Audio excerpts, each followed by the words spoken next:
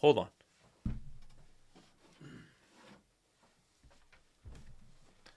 What makes the Home Alone house the perfect house?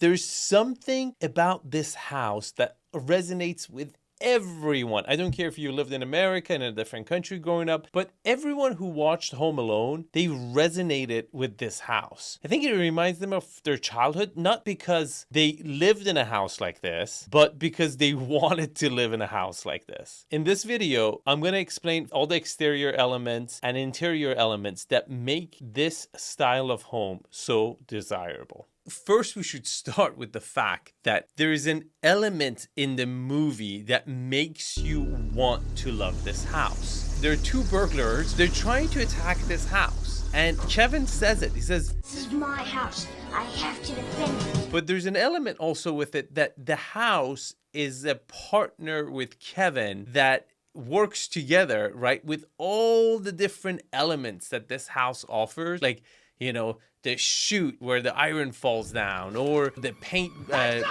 jars coming over and hitting the people in the face, and the fan, and, you know, the doorknob that heats up, the furnace. There's all these elements within the house that was helping the cause, right? Fight against the burglars, because this house was worth defending. So I think it's one of the very, very few movies that the house is alive, right? It's a part of one of the characters that is really fighting this battle against the bad guys, which makes you even, you know, route for the house and be like, I want this house, you know, I want to have a house like this. So there's that element of it that obviously it's not architectural or any of that, but really helps us like the house. But if I want to divide it as a real estate expert, I would say there's exterior elements and the interior elements that really helps us fall in love with this house. So I'm going to start with the exterior. Let's start off the bat with the architectural style. Now, most people who will look at this house, they will immediately call it out a Georgian, but it's not quite that simple, because this house, either it's a very late Georgian style or an early federal style, and I will tell you guys why. First of all, on the exterior, the federal style and the Georgian style are extremely similar, but the one thing that really gives it away is the fan light, and that's the curved light above the door, where in Georgian style, it's very rectangular, and you have a circular with divides in between in a federal house. What's more obvious that this is a probably early stage federal house than a Georgian house is the interior elements that I will show you guys later in the video. But why do we, when we look at this house, fall in love with it? And the number one thing that I can tell you guys is the golden ratio, which exists in nature. It's that 1 to 1.618, 3 to 5, or 5 to 8 ratio that is very appealing, is harmonious. It happens in nature, and you're naturally wired to like this type of ratio. And what else is about this house that is really appealing? It's symmetry, how evenly it's split in two, and its symmetry of the windows, and then how it brings the focus to the center of the house where it's the entry. But it's also how masculine it looks. It always reminds me of the, you know, the wolf and the three pigs that build the house, and the last house is the brick house that the wolf can't blow over. Just how flat and symmetrical and, you know, rectangular it is very dominating presence about it. And there's an element in that when you want to live in a house, you want the house to protect you, right? And along with that symmetry, the golden ratio, that masculine facade really gives you that sense of protection that I will be safe in this house. There's also an element of simplicity, where if you actually pay attention to the house, it's very simple in design, where there is a lot of void in between elements like windows that gives it that refined, elegant look, that less is more, and I don't have to show off with a lot of ornaments to sell how good I am, right? So it's just confidently being secure and standing tall there, and just letting the presence of the building do the talking, which makes it super, super attractive. Now, let's jump into the interior. Now, before I do that, this is going to really disappoint you guys, because in my research for this video, I found out none of the scenes that were actually shot in the interior of this film were actually filmed in the house. And I thought about doing the actual house, but I thought, look, it's the house that we saw in the movie. That's what we should go for, right? So I'm really analyzing the interior space of the set. And they supposedly rented a gymnasium and they built out this whole set that looks actually a bit pretty different than the actual house. There's some elements that are similar, but the layout is completely different. Now, one of the elements that really gives away that it's a federal design and not a Georgian style is how understated the interior elements are. Georgian styles interior are very much so in your face, a heavy wood paneling with huge fireplaces, as to federal design is understated, smaller elements that are more, I would say, ornate and minimalistic in design.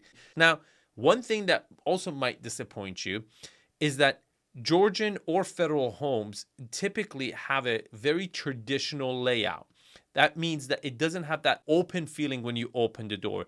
They typically have a smaller foyer than some other designs, and they typically don't have this grand stairway. The stairway kind of tucks in by the wall and goes straight up and then bends over to the right, but it's understated stairway. And almost most of the time, you don't look out to the backyard or the great room behind it, where you would get that wow factor. So the Georgian style layout really takes away that wow element that we're so used to in open layouts right now. Now, I'm not saying it doesn't have a wow factor, but it doesn't give it to you right away, where you have to either look to the right or look to the left to see the other rooms. And typically it's, paired by a study or an office and a dining room, or a great room and a dining room on one side.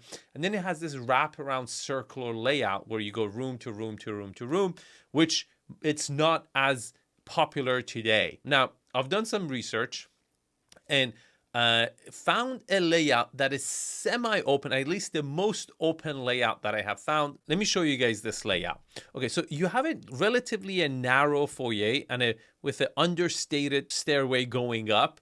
But then you have this little opening over here, which gives you the view to the big family room, which is very grand. Now, over here, they've put the fireplace right in the center, which again blocks your view to see the depth of view. And in my experience of selling $10-20 million homes, is that one of the elements that really helps us to sell the property faster is you back that foyer up with a great room, and then behind that opened up to the depth of the yard. And so the person sees the exterior, and then when they walk in, they see the interior and they see the backyard. That scope really shows wealth, right? The wider it is, it shows how expensive this property is. It shows how much room it has on the interior, how much width it has, and then how much of a big backyard you have to back that up. And that just screams luxury. Even in this style, as you can see, it opens up to a big family room, which is a big plus, but then it's blocked off by a fireplace and it's refined, and it goes to a screen porch, which is popular in the East Coast. But then again, you still have that circular layout. You have a nursery guest room over here. You have a dining room over here. You have a study over here. And you go to the family room. This is where, most of the family hangs out. You have a secondary stairway to the upstairs. You have a breakfast nook. You have a friend's entry from the side, breakfast patio over here. And then you have a mud room for the kids to go out in the yard and come back over here.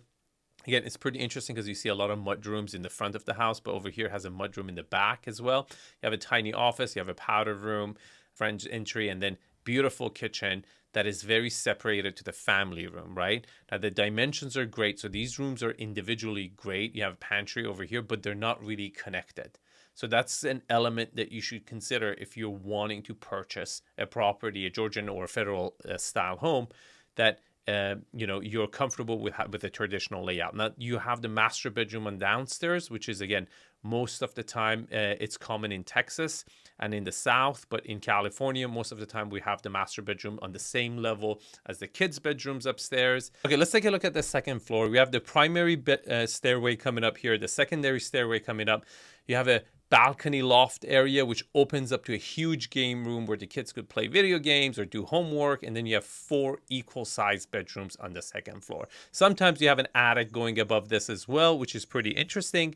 But at the same time, again, there's that separation. There's that traditional where the master is downstairs and the bedrooms are upstairs. All right, to summarize it up, I love the facade. I love the exterior of the house. I love how masculine it is. I love the fact that it sits on the lot and demands respect. I love the golden ratio. I love the symmetry. I love the fact that it does a lot without really trying. It's very simple and it's very, you feel protected in a house like this where you go in, you feel like, it can protect me and my family, and it just has great curb appeal. It's fantastic in all those elements. However, on the interior, I'm not a huge fan of the layout. To me, I think having a wow factor when you walk in, seeing at least a clear view of the great room and hopefully a huge view of the backyard and the depth of the land. And I also think the house looked extremely warm in the movie because of the colors they've used, the outfit and customs people wore, where I think that warmth, I wouldn't want to bring that into my house using 20 different wallpapers and have a theme of Christmas every day in my house. I think that warmth could come from the love you have between you and your family members, and you can create that in any style of a house. So big fan of the exterior, not the biggest fan of the interior. I still like traditional layouts, but I think that's a big downfall with the interior design of a Georgian style home, where you get this room to room to room to room scenario where it's just not really practical for what we are used to nowadays. Now, did you know that there are 3 features in a neighborhood that help that neighborhood appreciate more than other neighborhoods within the same city? If you want to know what those 3 features are, click on this video right here. And did you ever wonder what the McAllisters did for a living? I know I always wondered, what the hell did they do to have a house this gorgeous? If you want to have that discussion, come into the comments. Let's talk about it. Thanks for watching. Subscribe to the channel. I make videos like this, and I'll see you in the next one.